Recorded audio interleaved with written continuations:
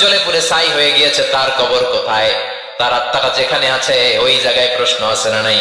অনেকে বলে হুজুর সাগরের মধ্যে পড়ে মারা গিয়েছে, তিমি মাছ খেয়ে ফেলেছে, তার কোনো অস্তিত্ব নাই, কিন্তু তার রুহুটা আছে না নাই? প্রতিটা রুহু সংরক্ষণ করে কে? প্রত্যেকটা আত্মা আল্লাহর কাছে সংরক্ষিত থাকে। প্রতিটা রুহু, প্রতিটা মানুষ মালাকুল মাউতকে দেখতে পায়। আপনিও দেখবেন, আমিও দেখব।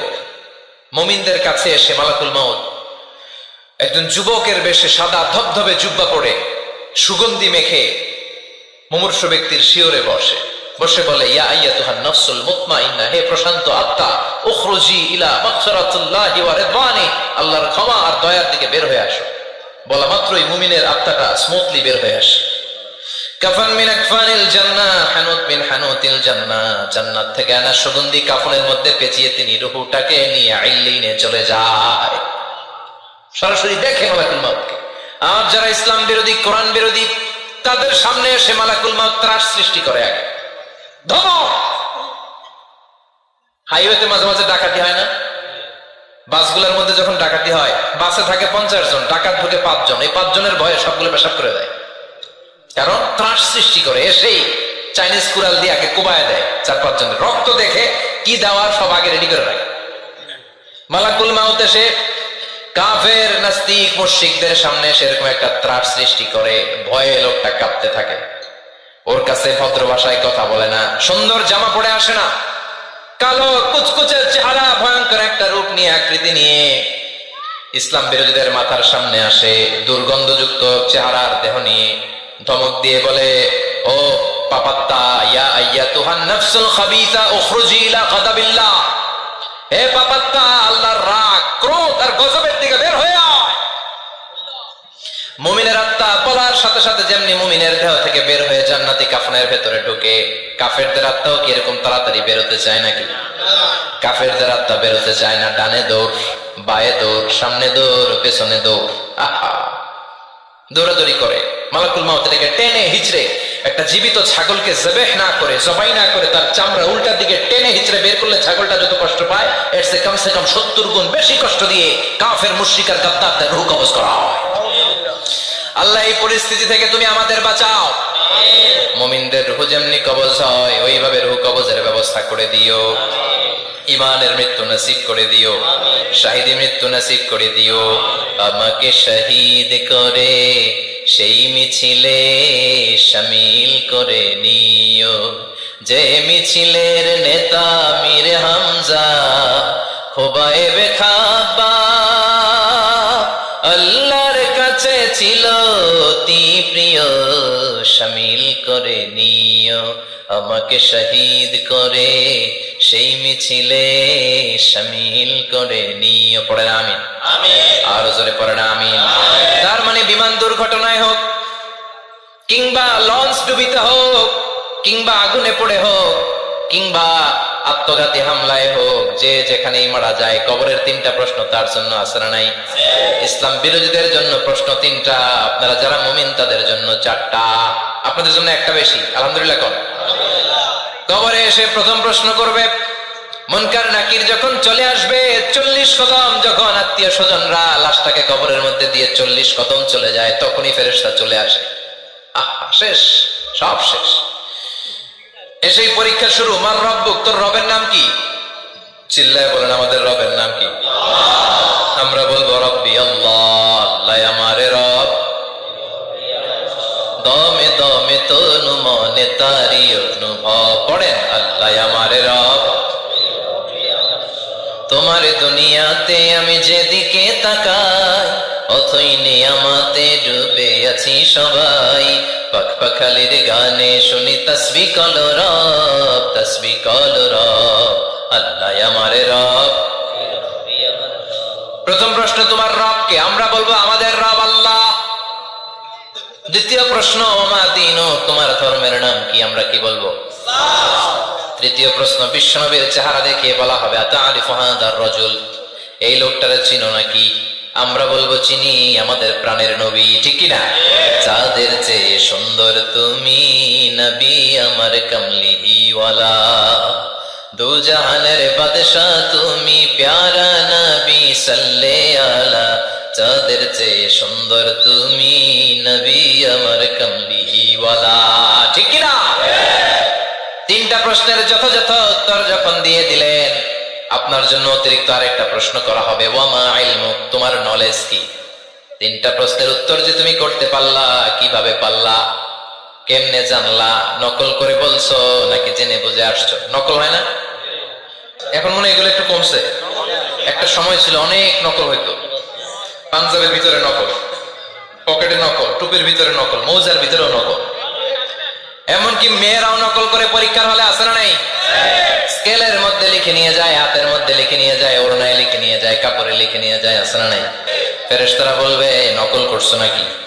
কেমনে জানলা? তিনটা প্রশ্নের উত্তর তুমি কেমনে বললা? আল্লাহ তোমার রব, ইসলাম তোমার ধর্ম, এই লোকটা বিশ্বনবী, কেমনে চিনলা? আপনাকে তখন বলতে হবে আমি কোরআন থেকে শিখেছি, আমি হাদিস থেকে শিখেছি, আমি ইসলাম জেনে বুঝে মেনেছি, আমি আন্দাজে কোথাও করি নাই। চিল্লা এখন ঠিক কিনা? আপনাকে বলতে হবে, এজন্য শিখতে হবে, প্রতিনিয়ত ইসলাম সম্পর্কে জানতে হবে, আখের গোছাতে হবে, জীবনটাকে আলোকিত করতে হবে। চিল্লায় বলেন ঠিক কিনা?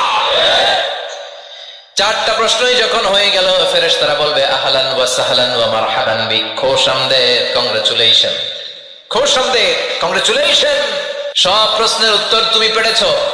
ফায়ুফসাহু লাহু কবরুহু 70 যিরান, আপনার কবরটারে 70 হাত লম্বা করে দেয়া হবে। ওয়া ইফতাহু লাহু বাবুন ইলাল জান্নাহ, আপনার কবর থেকে জান্নাতের দিকে দরজা খুলে দেয়া হবে। ওয়া ইউলবাসু মিন লিবাসি আহলিল জান্নাহ, জান্নাতের দুইটা রেশমি কাপড়ের পোশাক এনে আপনারে পরিয়ে দেয়া হবে। আর বলা হবে নাম কানাউমিল আরুস, ঘুমাও, sleep, you should get some sleep now, তোমাকে লম্বা সময় পাড়ি দিতে হবে, ঘুমাও। কানাউমিল আরুস, যেমনি বর বাসর রাতে আরামসে ঘুম দেয়, বাসর রাতে যেমনি বর কনেকে নিয়ে মধুর ঘুম দেয়, তুমিও ঘুমাও, কেউ তোমার ঘুম ভাঙবে না। কিয়ামতের জন্য ইসরাফিলের সিংহায় যে ফুৎকার আছে, ওই ফুৎকার ছাড়া কোনো কিছুই তোমার ঘুম ভাঙাতে পারবে না। আলহামদুলিল্লাহ পড়েন। আল্লাহ আমরাও যেন চারটা প্রশ্নের উত্তর দিয়ে লম্বা একটা ঘুম দিতে পারি, পড়ে না আমিন। ওয়াম্মাল কাফির ওয়া আহলুশ শিমাল, আর ইসলাম বিরোধী যারা, তাদের সামনে আসবে মালাকান আসওয়াদান আজরাকান, কৃষ্ণ বর্ণের দেহ, নীলাভ বর্ণের দুটো চোখ, গায়ের রং কালো, চোখের রং নীল, দেখতে কেমন লাগে? আলিফ লাইলার ভূতের মতো। দেখো, গায়ের রং কালো, চোখের রং নীল। ফেরেশতা দুইটা আসবে, এসে ত্রাস সৃষ্টি করবে, এসে বলবে বল তোর রবের নাম কি? মার রব্বুক। মুশরিক, কাফের, নাস্তিক এরা বলবে আমি জানি না আমার রবকে, আমি জানি না, আমি তো আজীবন শুধু চিয়ার করেছি, মদ খেয়েছি, আমি ধর্ষণে সেঞ্চুরি করেছি দুনিয়ার বুকে, আমি টেন্ডারবাজি করেছি, চাঁদাবাজি করেছি, আমি মাস্তানি করেছি, আমার দাপটে এলাকার ইসলাম প্রিয়রা বাসায় ঘুমাতে পারে না। আমি ছিলাম টেন্ডারবাজ, আমি ছিলাম গডফাদার, সন্ত্রাসীদের লিডার, আমি ছিলাম ডন 1 2 3 সব, আমি ছিলাম ডনের ডন, আমি ছিলাম মাস্তান, রংবাজ, রব টপ কি আমি তো জানি না। লাদ্রি লাদ্রি, আমারে জিজ্ঞেস করো না। আবার প্রশ্ন করা হবে মামা দীনুক, তোর ধর্মের নাম কি? বলবে লা আদরি, আমার কোনো ধর্ম নাই, আমার কোনো ধর্ম নাই, আমি শুধু মৌজ মাস্তিতে ছিলাম, আমি আনন্দ ফুর্তি করেছি, ইসলাম নিয়ে আমার মাথা ব্যথা ছিল না, আজীবন ইসলামরে আমি বাস দিয়েছি। চিল্লায় বলেন ঠিক কিনা? ইসলাম বিরোধীদের সাথে ছিল আমার চলাফেরা, আমার সব সাঙ্গপাঙ্গ ছিল গুন্ডা বদমাশ, ইসলাম বিরোধী। রব কি, ইসলাম কি, এগুলো আমি জানি না, আমার এগুলো জিজ্ঞেস করো কেন? ধর্ম কি আমি জানি না, আমি কিচ্ছু মনে করতে পারছি না। 3 নম্বর প্রশ্ন করা হবে আতারিফু হাদার রাজুল, দেখো তো এই লোকটারে চিনো কিনা? কয় না, চিনি না, তবে মনে হয় এই লোকটারে দুনিয়ার বুকে আমি গালি দিতাম, এই লোকটার বিরোধিতা করতাম, ব্লগের মধ্যে এই লোকটার ব্যাপারে কুৎসা রটনা করতাম, এই লোকটার কার্টুন বানিয়ে আমি হিংসা ছড়িয়ে দিতাম, এই লোকটার ব্যাপারে আমি এলাকার মধ্যে অপপ্রচার চালাতাম। ফেরেশতা বলবে তাই, এই ছিল তোর ডিউটি, দাঁড়া এখনই আমাদের খেলা শুরু, এখনই শুরু। ফায়ুতরাকু বিমাতারিক মিন হাদিদ, লোহার একটা হাতুড়ি দিয়ে মাথা থেকে পা পর্যন্ত পিটানো হবে, পিটিয়ে ওর গোশতের হাড্ডিগুলোকে থেতলে ফেলা হবে। ওয়ায়ুকালু লিল আরদি ইলতাইমি, কবরের দুই পাশের মাটিরে ফেলা হবে, এবার দুই দিক থেকে তোরা চাপ দে, চাপ দেয়া হবে, ধাক্কা ধাক্কি করেও সে সুবিধা করতে পারবে না, মাটি আস্তে আস্তে আস্তে আস্তে দেহের দুই দিকে লেগে এমন জোরে দুইটা চাপ দেবে, ফাতাখতালিফা আদলাউহু, তার ডান পাশের পাজরের হাড্ডি বাম দিকে ঢুকে যাবে, বাম দিকের হাড্ডি ডানে চলে যাবে। বিষ্ণুই বললেন, এই হাতুড়ি দিয়ে পিটানোর শাস্তি, কবরের চাপ দেওয়ার শাস্তি চলতেই থাকবে হাত্তাল কিয়ামা, কিয়ামত পর্যন্ত। আল্লাহ এই কবরের শাস্তি থেকে আমাদের বাঁচাও। আমরা এই আযাব পেতে চাই না, আমরা যেন ঠিকভাবে কবরের 4টা প্রশ্নের উত্তর করে দিয়ে লম্বা ঘুম দিতে পারি। আল্লাহ তুমি তৌফিক দাও। এজন্য আল্লাহ বললেন, গোলাম দুনিয়া নিয়ে পাগল হয়ে থেকো না। এই দুনিয়ার জীবন আসল জীবন নয়, আসল জীবন হলো কবরের জীবন। জোরে বলেন ঠিক কিনা? এই জন্য মাঝে মাঝে কবরে যাবেন, কবরস্থানে দাঁড়িয়ে চিন্তা করবেন, এই জায়গায় আমারও আসতে হবে। দিন যাবে, রাত আসবে, বৃষ্টি হবে, শীত আসবে, কেউ আমার দেখতে আসবে না। একা থাকতে হবে, একা, বড় একা, অন্ধকার, বড়ই অন্ধকার। ওই কবরের জীবনের সামান গোছানোর দরকার আছে না নাই? ওই কবরের সুখে শান্তিতে থাকতে চাইলে নামাজ পড়ার দরকার আছে না নাই? কোরআন পড়ার